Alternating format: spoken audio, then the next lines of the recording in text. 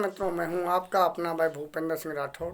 आज फिर से एक नया वीडियो लेकर प्रस्तुत हुआ हूं। आज के वीडियो का शीर्षक रहेगा भगवा वस्त्र में आया था रावण। हाँ मित्रों, माँ जानकी का जब रावण हरण करने आया हुआ था तब वो भी भगवा वेश धरकर आया था। रावण को भी, जो कि श्रीलंका का राजा था, उसे भी ये बात मालूम थी कि हिंदुस्तान के अंदर, भारतवर्ष के अंदर भगवा वस्त्र वालों की बहुत ही इज्जत होती है। इसीलिए वह रावण राक्षस होकर भी, बलशाली होकर भी भगवा वस्त्रों की आड़ ली, क्योंकि भगवा वस्त्र की समाज में बहुत इज्जत होती है। लेकिन वर्तमान में दुखद बात यह है कि ये भगवा वस्त्रधारी वाकई सब अच्छे नहीं होते हैं। ऐसा नहीं है, हम संतों का उपहास नहीं करना चाहते, हम संतों के लिए गलत शब्द का प्रयोग नहीं करना चाहते, लेकिन हाँ, ये हम बड़े दावे के साथ कहते हैं कि सारे संत अच्छे नहीं होते हैं। इसलिए समस्त माताओं बहनों से भी मैं हाथ जोड़कर यही प्रार्थना किया करता हूँ कि हर भगवा वस्त्रधारी को अच्छा ना समझ बैठें। हमेशा ध्यान रखो कि माँ जानकी का हरण करने भी रावण भगवा वस्त्र में ही आया था। ना जाने रावण जैसे कितने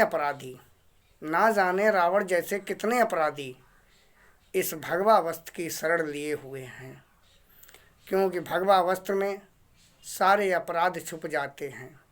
भगवा वस्त्र वाले को लोग गलत नज़र से नहीं देखते हैं, उसे सम्मानित नज़र से देखा जाता है।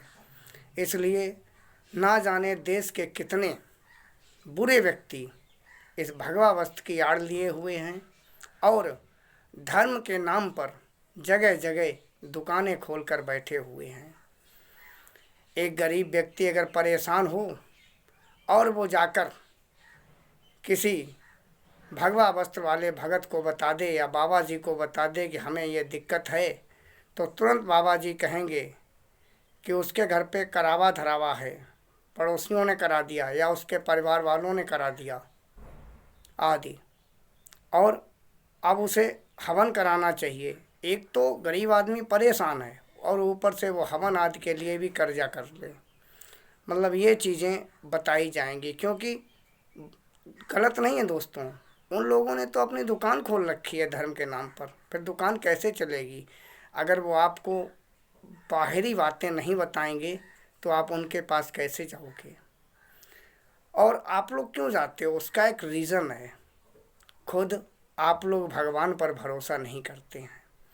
अगर आप लोगों को भगवान पे भरोसा हो ना, तो कभी भी दुख आए ही नहीं। और फिर दुख आने की बात रह गई तो मर्यादा पुरुषोत्तम भगवान श्री रामचंद्र जी, जो भगवान विष्णु के अवतार थे, क्या उनका जीवन उठाकर देखो आप, क्या उनके ऊपर दुख नहीं आए? अपार कष्ट उठाए भगवान श्री रामचंद्र जी ने और मैया जानकी ने। किस भगत के पास गए थे वो? कहीं नहीं गए।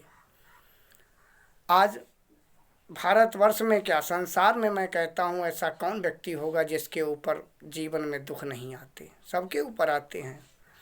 लेकिन एक गरीब आदमी जब उस पर दुख आता है तो वो भक्तों की आड़ लेता है कि गुरुजी सही कर देंगे। अरे गुरुजी क्या खाक सही कर देंगे?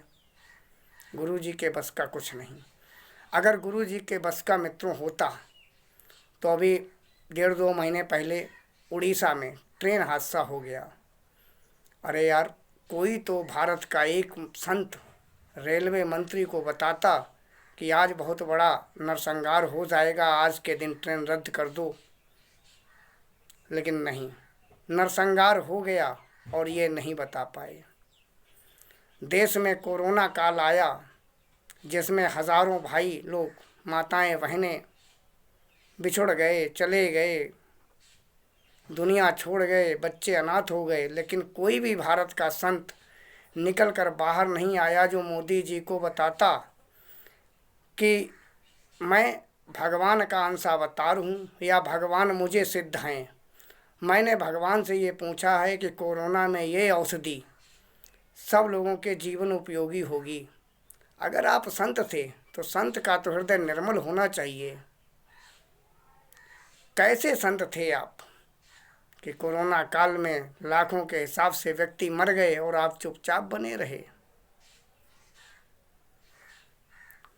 व्यक्तियों, भाइयों, हमारा आप सभी से यही कहना है कि ये संत जो बड़े बड़े नाम रख लेते हैं अपने, कोई श्री श्री 108 फलाने गिरी महाराज, कोई कोई तो भगवान के नाम ही अपने रख लेते हैं, कोई कोई तो ऐसे भारत भूमि पर अभी वर्तमान में संत हैं जिनके आप नाम सुनिए।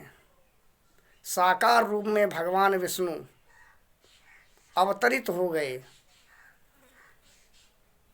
साकार रूप में भगवान विश्व का ताप हरने के लिए, विश्व के दुख हरने के लिए आ गए।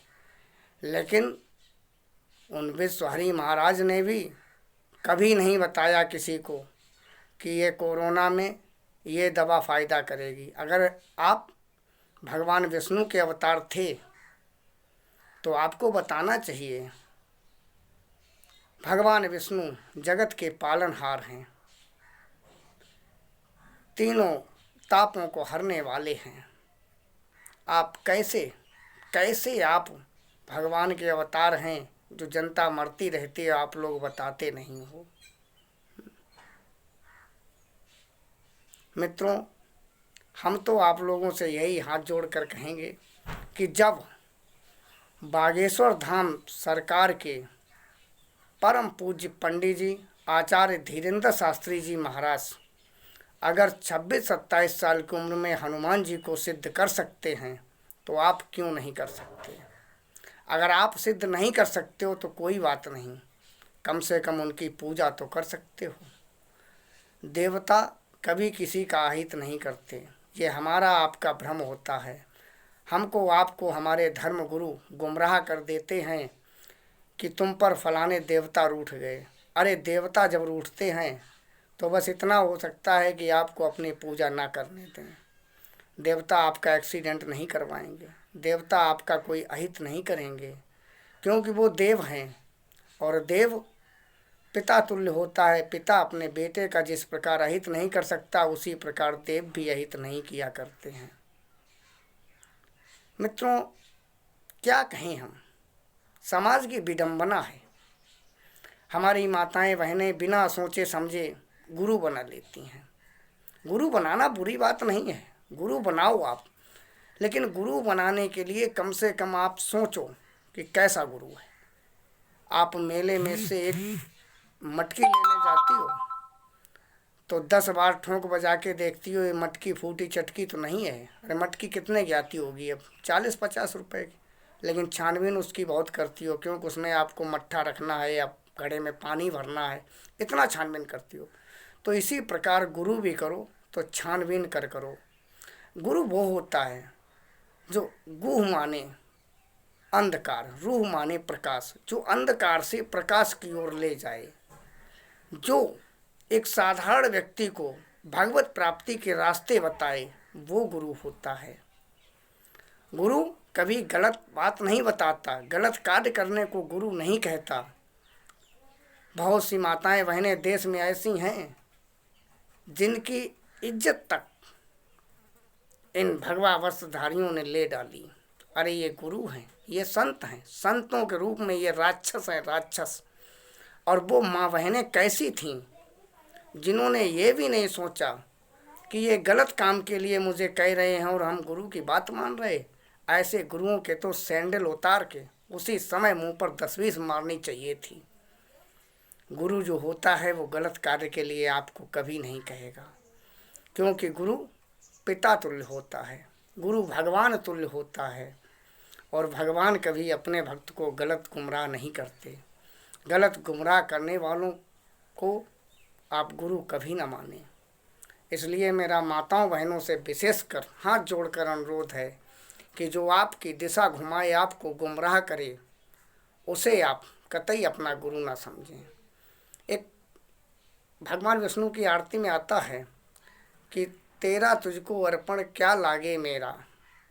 तो इसी में कुछ गुरु लोग कैसे होते हैं, बोले कि गुरु को आपने तन दे दिया, मन दे दिया, धन भी दे दिया, गुरु को ही सब अर्पण हो गया। अरे यार, गुरु को मन अर्पण हो गया, मेरा मेरा श्रद्धा होगा उतना हम गुरु के लिए धन खर्च करेंगे, लेकिन तन तो नहीं दे दिया ना गुरु को। फिर तन की बात कहाँ से आती है? अगर आती है तो फिर सैंडल को हमेशा हाथ में रखें और दो चार मुंह पे दें, ताकि उसको समझ में आ जाए कि जनता बहुत जागरूक हो चुकी है। अच्छा मित्रों, अब इससे ज़्यादा हम कुछ नहीं कहना चाहेंगे इस वीडियो में, अपनी वाणी को विराम देना चाहेंगे। बोल भगवान भोलेनाथ की जय, जगत जननी मैया पार्वती की जय।